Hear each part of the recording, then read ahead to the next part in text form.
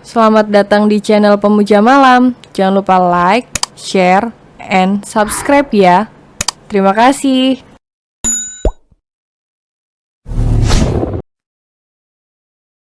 Chapter 7, Pasangan yang Aneh. Beberapa petugas office girl dan office boy yang sedang menyantap makan siangnya terkesiap melihat gadis cantik masuk ke ruang pantry. "Bu, boleh mbak, masuk aja," ujar Rini sambil menggeser tempat duduknya, memberikan tempat kosong buat gadis itu. "Terima kasih mbak, mas."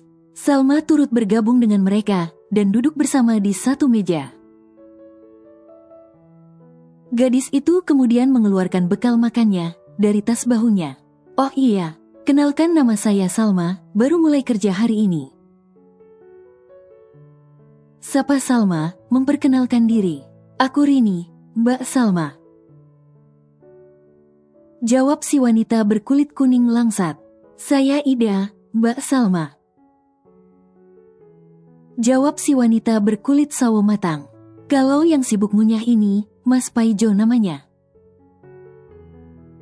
ujar Rini. Salma mengulas senyum tipis, melihat pipi Mas Paijo gembul karena isi makanannya yang begitu penuh di dalam mulutnya. Hingga tidak bisa menyapa Salma. "Mari makan semuanya," ujar Salma, mulai menyantap bekal makan siangnya.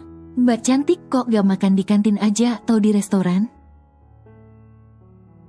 tanya Rini. "Kebetulan saya biasa bawa bekal sendiri. Lagi pula saya juga belum tahu posisi kantinnya ada di mana," jawab Salma. "Mbak Salma, kerja di bagian apa?" sambung Ida. "Saya di bagian sekretaris junior CEO, Mbak Ida." Oh, Mbak Salma ini jadi sekretaris barunya Tuan Kavin. Ida tercengang, wanita yang terlalu cantik bisa jadi sekretaris junior CEO, pikir Ida. Kok Mbak Ida kaget? Memangnya kenapa? Kaget aja Mbak Salma, kok Mbak dengan wajah yang terlalu cantik dan bening bisa lolos jadi sekretaris Tuan Kavin. Padahal sekretaris sebelumnya wajahnya papasan tidak boleh terlalu cantik. Apa peraturannya sekarang sudah dirubah? Ujar Ida. Salma masih menyimak dan menikmati makan siangnya. "Bisa aja berubah Ida, mungkin Nyonya Yasmin lagi baik hati untuk kali ini," sahut Rini.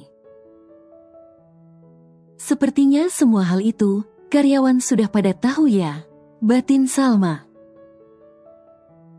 "Mbak Salma, aku cuma mau bilangin hati-hati kalau kerja dengan Tuan Kavin, harus kuat mental. Apalagi kalau menghadapi istrinya Nyonya Yasmin. Istrinya sih sebenarnya baik hati, tapi galak sama perempuan yang wajahnya cantik. Apalagi kalau kerjanya berurusan dengan suaminya. Wah, kudu hati-hati. Gak ada ampunnya deh tuh Nyonya Yasmin." Imbuh Rini. Kita sendiri yang jadi saksi ketika Nyonya Yasmin mengerek keluar wanita yang menggoda suaminya, gak dikasih ampun. Lanjut Ida bercerita. "Rini, Ida, cogor kalian tuh gak bisa diam apa ya? Lemes banget kalian. Jangan takut, takutin karyawan baru dong, kasihan Mbak Salmanya jadi ketakutan." Tukas Mas Paijo, yang sudah menyelesaikan makan nasi bungkusnya. "Bukan maksud menakuti Mas Paijo, tapi ngasih tahu aja, biar lebih waspada. Soalnya lihat wajah Mbak Salmanya terlalu cantik," balas Rini. Hati Salma menghangat mendengar ucapan Rini, Ida dan Mas Paijo, karyawan yang bertugas menggunakan seragam itu. Begitu perhatian, memberitahukan hal-hal tersebut. "Gak apa-apa kok Mas Paijo, malah saya senang Mbak Rini dan Mbak Ida sudah memperingati saya," jawab lembut Salma. Rini dan Ida kembali terpesona lihat Salma, udah cantik, mau berbincang dengan mereka yang hanya karyawan level rendahan. "Mbak Rini, Mbak Ida, nanti saya numpang sholat di sini ya. Saya lihat ada tempat buat sholat," Pinta Salma, tadi sempat melihat ada pojokan untuk beribadah. Silahkan Mbak Salma kalau mau sholat di sini, kalau mau ke musola juga ada tapi di lantai bawah. Jawab Ida, makasih ya, Mbak Ida. Makan siang mereka terasa hangat ketika hadirnya Salma di ruang pantry. Begitulah Salma, bertemanlah tanpa memandang bulu. Sudah 1 jam tak terasa wanita itu istirahat di ruang pantry. Ida.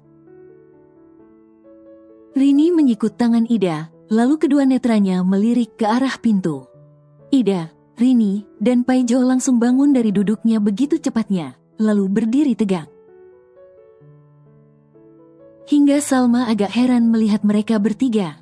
Mbak Ida, Mbak Rini sama Mas Paijo, kenapa? Tanda tanya Salma. Deheman suara bariton begitu berat terdengar dari belakang Salma. Gadis itu menoleh ke belakang, lalu kembali melengos ke arah semula. Dikirain ada siapa, ternyata ada Tuan Kavin di depan pintu pantry. Batin Salma. Gadis itu mengambil tas bahunya, lalu beranjak berdiri dari duduknya. Makasih, ya. Ujar Salma pelan kepada 3 orang yang masih berdiri tegak, lalu membalikkan badannya ke arah pintu pantry. Terlihat Kavin masih berdiri tegak, dengan sorot mata yang tajam, lalu satu tangannya sudah berkacak pinggang. Untung saja pintu pantry lebar jadi tubuh Salma bisa menyelinap dari tubuh besar Kavin. Permisi, Tuan Kavin. Ujar sopan Salma ketika melewati bosnya, begitu saja, lalu melangkahkan kakinya. Oh begitu ya sopan santun kamu jadi sekretaris saya, tidak tahu kalau saya mencari kamu. Tegur Kavin dengan suara meninggi. Salma menghentikan langkah kakinya, kemudian membalikkan tubuhnya agar bisa menghadap pria yang telah menegurnya. Apa maksudnya mencariku? Bukannya ini jam istirahat, dan Mbak Mary sudah memberitahukan jika aku boleh istirahat. Batin Salma, maaf Tuan Kavin, sungguh saya tidak tahu jika Tuan ada keperluan dengan saya. Bukankah ini jam istirahat? Tanya Salma, gadis itu sedikit melangkah mundur ketika Kavin mulai mendekatinya. Gadis itu teringat pesan Mary untuk menjaga jarak minimal 2 meter dengan pria itu. Jika ingin istirahat harus melapor dengan atasan dan hal itu harus kamu ketahui. Ucap Kavin. Baik Tuan Kavin, akan saya ingat selalu. Balas Salma. Sedari pertama kali Kavin melihat wajah Salma dari dekat tadi pagi, entah kenapa pria itu mulai gelisah ketika bekerja. Selalu saja terbayang dengan wajah Salma, dan merasa pernah bertemu dan pernah berhadapan sangat dekat, tapi entah di mana dan kapannya. Pria itu masih bertanya-tanya sendiri, dan penasaran dengan gadis itu. Kedatangan istrinya Yasmin untuk makan siang bersama saja, rasanya hambar. Di pelupuk mata pria itu masih terbayang wajah Salma. Sudah kembali lagi ke meja. Jangan lupa jika mau istirahat dan pulang lapor saya dulu. Titah Kavin. Baik Tuan Kavin. Gadis itu buru-buru membalikkan badannya dan kembali melangkahkan kakinya dengan tenang menuju meja kerjanya. Rupanya Kavin turut mengikuti langkah kaki gadis itu. Akan tetapi Salma menghiraukannya, menganggap tidak ada Kavin di belakangnya. Tanpa disadari oleh pria itu, dia sudah melangkahkan kaki menuju meja kerja Salma. Mary yang baru saja kembali dari kantin, merasa aneh melihat Kavin jalan membuntuti Salma. Mary, panggil Kavin. Ya Tuan Kavin, jawab Mary dengan lembutnya. Siang ini kamu tidak jadi menemani saya rapat di luar. Biar Salma yang menggantikan pekerjaan kamu. Ujar Kavin. Tuan Kavin tidak salah. Salma belum tahu apa-apa tentang pekerjaannya. Dan saya juga sudah menyiapkan semua data yang diperlukan untuk rapat nanti. Mary tidak terima pekerjaannya diserobot oleh anak baru. Kembali lagi Salma hanya bisa menyimak pembicaraan antara Kevin dan Mary, tidak ikut campur. Justru gadis itu kembali duduk di kursi kerjanya. Data itu kasihkan ke Salma sekarang juga, lagi pula nanti ada Ari yang bisa mengajarinya sambil jalan. Perintah Kevin terkesan tidak ingin dibantah. Tapi Tuan Kevin, saya hanya mengkhawatirkan jika Salma yang menggantikan saya, meeting Tuan akan berantakan. Apalagi Salma belum ada pengalaman kerja, Tuan. Kembali lagi Mary meyakinkan Kevin agar tidak menggantikan dirinya. Apalagi Mary sangat senang sekali jika ada momen bisa rapat di luar mendampingi Kevin. Ada benarnya juga kata Mary, jika Salma belum ada pengalaman kerja, berdasarkan C yang dia baca. Salma sengaja tidak mencantumkan pekerjaannya sebagai SPG kosmetik, padahal itu salah satu pengalaman kerja gadis itu. Ruang direksi. Wanita yang sudah berusia senja namun masih memiliki tubuh yang sehat, dan raut wajahnya masih terlihat cantik. Sedang membaca C milik Salma yang dibawakan oleh Ari asisten Kevin. Mama Rosa hampir tidak yakin melihat foto gadis itu, pikir Mama Rosa gadis itu berwajah kampungan. Tapi ternyata sangat cantik melebihi menantu pertamanya Yasmin. Jadi gadis itu bekerja di sini? Tanya Mama Rosa. Iya Nyonya Rosa, istri kedua Tuan Kevin salah satu mahasiswa terbaik dan yang terpilih untuk bekerja di perusahaan. Dan hari ini dia sudah mulai bekerja. Lapor Ari. Kevin sudah tahu jika gadis itu istri yang dinikahinya di kampung. Kembali bertanya Mama Rosa sambil memikirkan sesuatu. Tuan Kevin sepertinya tidak tahu dan memamak belum tahu. Balas Ari. Mama Rosa sedari dulu memang ingin tahu anak korban. Dan meminta Ari untuk memberikan info perkembangan jika dia ditugaskan ke desa. Namun hasilnya nihil, karena gadis itu tidak ada di desa. Akan tetapi ketika kemarin Ari melihat Salma di acara seminar, pria itu langsung memberitahukan keberadaan gadis itu kepada Mama Rosa. Di bagian posisi apa gadis itu bekerja? Tuan Kevin memintanya bekerja sebagai sekretaris juniornya. Jawab Ari. Mama Rosa menggeleng kepalanya tidak percaya. Putranya menaruh gadis cantik sebagai sekretarisnya, hal yang tak diduga. Biasanya pria itu akan memilih wajah yang biasa saja. Salma sebenarnya menolak di posisi tersebut. Tuan Kevin memintanya hanya untuk 1 bulan saja. Dan Salma menyanggupinya. Ujar Ari. Menarik juga dia menolak di posisi yang sangat menguntungkan buat para wanita. Imbuh Mama Rosa. Saya ingin bertemu dengannya. Tolong bawa dia menghadap saya secepatnya. Pinta Mama Rosa. Baik Nyonya Rosa, nanti saya akan mengajak Salma untuk menghadap. Gumam Mama Rosa, kembali membaca C milik Salma. Cantik, nilai akademiknya memuaskan. Seperti apakah gadis ini? Patut diperjuangkan atau dibiarkan begitu saja untuk selamanya? Batin Mama Rosa. Wanita tua itu sepertinya sedang berpikir keras. Apa yang harus dilakukan untuk gadis itu? Kevin masih berdiri di antara kedua meja sekretarisnya. Pria itu melihat Salma yang begitu tenangnya. Tidak menggubris atau turut dalam pembicaraan dia dengan Mary, malah asik kembali membaca berkas yang diberikan oleh Ari.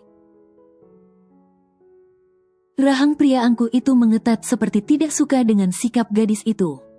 Salma, kamu siap-siap ikut meeting. Dan kamu, Mary bisa turut ikut juga. Perintah Kevin, keputusan pria itu membawa kedua sekretarisnya. Baik Tuan. Jawab Salma dengan tenangnya. Mendapat jawaban dari Salma, pria itu langsung kembali ke ruangannya. Sedangkan wajah Mary tampak masam, kecewa atas perintah Kevin.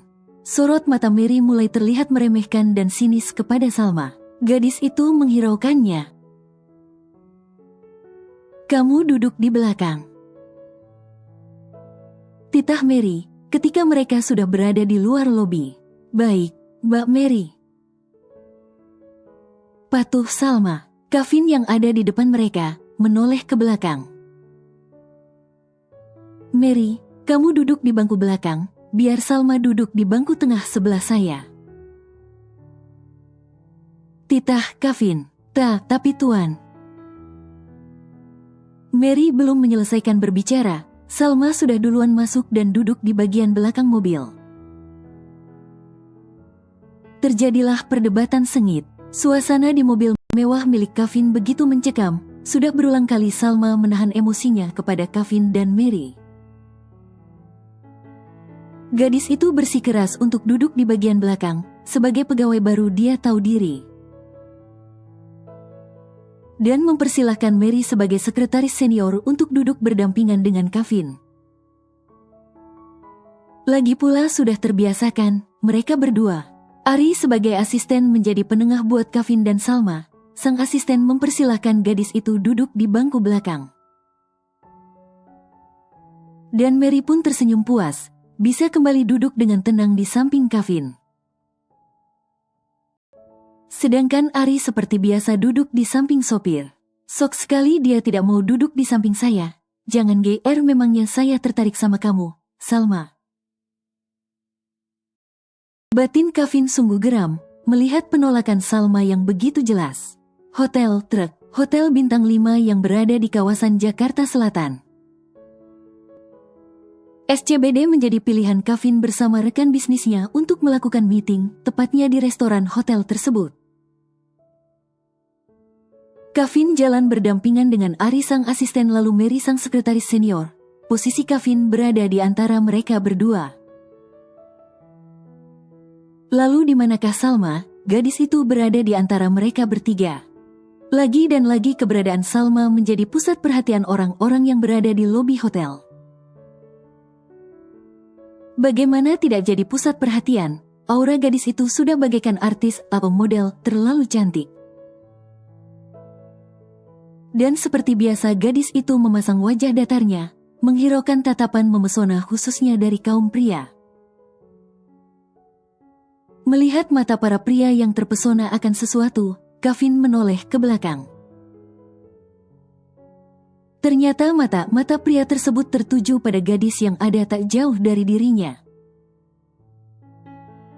Pria itu menghentikan langkahnya secara tiba-tiba. Untungnya Salma langsung mengerem langkah kakinya kalau tidak akan terjadi tabrakan mendadak.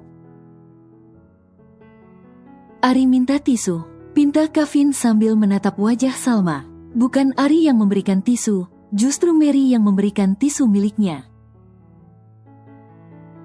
Berhenti jalan hanya untuk minta tisu aja, batin Salma. Ini tisunya, Tuan Kevin. Mary menyodorkannya. Kevin langsung meraih tisu dari tangan Mary. Hapus lipstik kamu, sekarang juga. Perintah Kevin sambil menyodorkan tisu. Mary dan Ari terkesiap melihatnya. Hapus lipstik. Sungguh perintah bos yang sangat aneh menurut Salma. Cepat hapus sekarang juga, atau perlu saya yang menghapuskannya? Bentak Kevin. Salma langsung meraih tisu dari tangan Kevin dengan wajah herannya. Apa yang salah dengan lipstiknya? Bukankah hal yang biasa jika wanita bekerja memakai lipstik di bibirnya? Bukan hanya sekedar memberi warna cerah untuk wajah wanita dan menjadi cantik, tapi agar tidak terkesan pucat di wajah. Gadis itu agak susah menghapus lipstik di bibirnya, karena lipstik yang dipakai mode tahan lama 8 jam. Sungguh geram Kevin melihat Salma sedang menghapus lipstik di bibirnya. Warna lipstiknya tidak bisa cepat dihapus Tuan, karena tahan lama. Ujar Salma sambil meremas bekas tisunya. Kevin berdecak kesal. Cek lain kali jangan pakai lipstik kalau kerja. Pria itu kembali melangkahkan kakinya. Bisanya dia jadi pusat perhatian para laki-laki. Mau jadi cewek penggoda apa? Kesal batin Kevin. Tadi istrinya yang tidak memperbolehkan memakai make up. Sekarang suaminya tidak boleh aku pakai lipstik. Sungguh pasangan yang aneh. Ada ya yang kaya begitu? Batin Salma. Padahal gadis itu pakai lipstik berwarna nude, bukan warna merah merona. Kenapa Kevin jadi mempermasalahkan tentang lipstik ke Salma? Ini baru hari pertama kerja, bagaimana dengan hari esok dan esoknya lagi? Gumam Salma pelan. Pelayan restoran sudah menyambut mereka semua dan mengarahkan ke ruangan VIP tempat pertemuan mereka. Ternyata rekan bisnis Kevin sudah hadir duluan. Apa kabar Pak Kevin? Sapa Robert sambil mengulurkan tangannya. Baik Pak Robert. Jawab Kevin menyambut uluran tangan Robert untuk berjabat tangan. Silahkan duduk. Ujar asisten Robert. Duduk sesuai dengan formasi seperti biasa, tapi buat Salma yang tidak tahu hanya patuhi yang diperintahi oleh Mary. Gadis itu duduk agak menjauh, sedangkan Mary duduk di samping Kevin, sudah seperti layaknya istri buat bosnya. Robert rekan bisnis Kevin sungguh terpesona dengan Salma, pria yang umurnya tidak jauh dengan Kevin, seorang duda kaya. Baik Pak Robert, pertemuan siang ini kita mulai. Ujar Ari yang membuka pertemuan bisnis tersebut. Perbincangan pun mulai berlangsung antara Kevin dan Robert. Tugas Mary menyiapkan dokumentasi yang dibutuhkan saat itu, serta mencatat hal-hal yang penting saat pembicaraan tersebut. Dari kejauhan Ari melirik Salma yang hanya duduk berdiam diri, namun gadis itu memegang notebook serta pulpen. Terkadang dalam diamnya gadis itu menulis di atas notebooknya. Pak Kevin, dia siapa? Di sela-sela pembicaraan bisnis, Robert ingin tahu siapa gadis cantik itu. Akhirnya pria itu menunjuk ke arah Salma.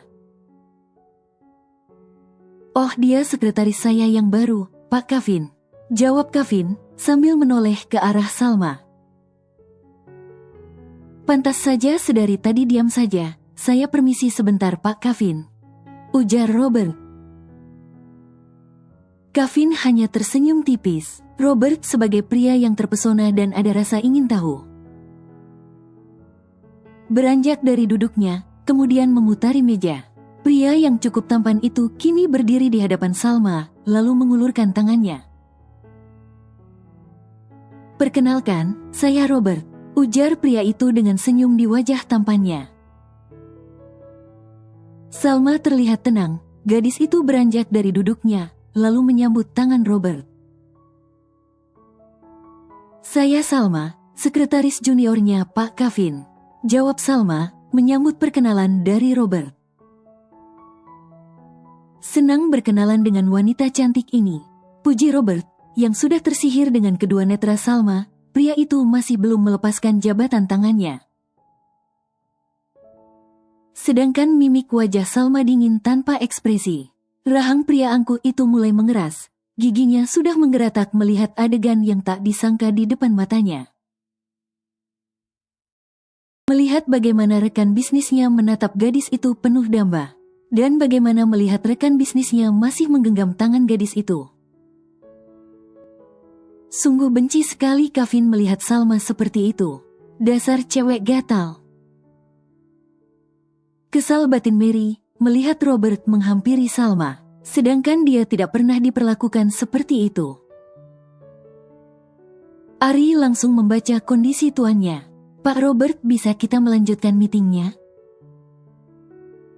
Tanya Ari. Robert melepaskan jabatannya lalu tersenyum hangat kepada Salma. Silahkan duduk kembali, Salma.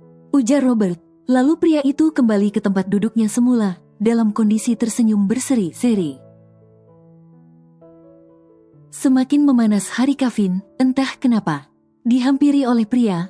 Hal itu sering terjadi bagi Salma, apalagi ketika dia bekerja sebagai SPG. Sudah berapa ratus pria yang menghampirinya, tapi buat gadis itu biasa saja, anggap saja orang lewat. Begitu pula dengan perlakuan Robert, buat Salma hal yang biasa saja, tidak ada istimewanya. Sembari pertemuan bisnis, pelayan restoran mulai menyajikan makanan untuk dinikmati.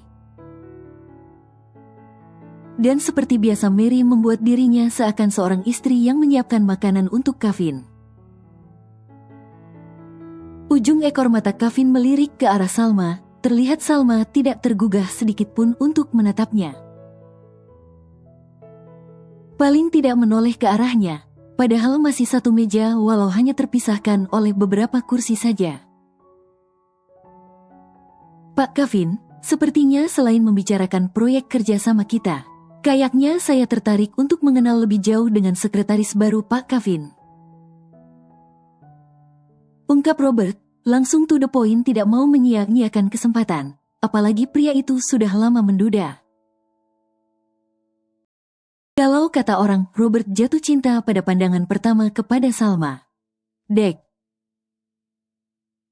Hati Ari terkejut dengan ucapan Robert. Gadis itu istri kedua Tuan Kevin, Pak Robert. Ingin sekali Ari mengatakan hal itu, tapi hanya bisa dibatin saja. Dari duduknya Salma mendengar jelas ucapan Robert. Oh, silakan saja Pak Robert jika ingin mengenal jauh tentang Salma. Hanya saja saya anti-anti saja, sepertinya sekretaris saya yang baru ini banyak teman prianya. Jadi kalau menurut saya lebih baik Pak Robert pikir ulang jika ingin mengenal seorang wanita. Lebih baik mencari wanita yang berkelas yang sepadan dengan kita Pak Robert, jangan hanya melihat wajah cantiknya saja. Siapa tahu wajah cantiknya itu hanya kedok belaka. Padahal dia wanita pengincar harta kita saja. Jawab Kevin dengan suara agak meninggi, agar terdengar jelas di telinga Salma, lalu menatap tajam ke arah gadis itu. Hahaha, syukurin Salma, kamu langsung dijatuhkan oleh Tuan Kevin sendiri. Batin Mary senang dengar ucapan Kevin. Loh, kenapa Tuan Kevin berucap seperti itu? Memangnya sudah mengenal Salma? Batin Ari mulai was-was dengan keadaan. Hati Salma terasa ngilu mendengar tuduhan Kevin. Tangannya yang tadinya memegang sendok garpu terlepas begitu saja. Pak Robert, benar yang diucapkan oleh Pak Kevin mengenai saya. Saya memiliki banyak teman pria, dan saya wanita matre, maruk akan uang dan harta. Nanti Pak Robert akan menyesal jika ingin mengenal lebih dekat dengan saya. Ucap Salma dengan tenangnya namun dingin. Gadis itu tidak menatap ke arah Kevin, tapi cukup ke arah Robert.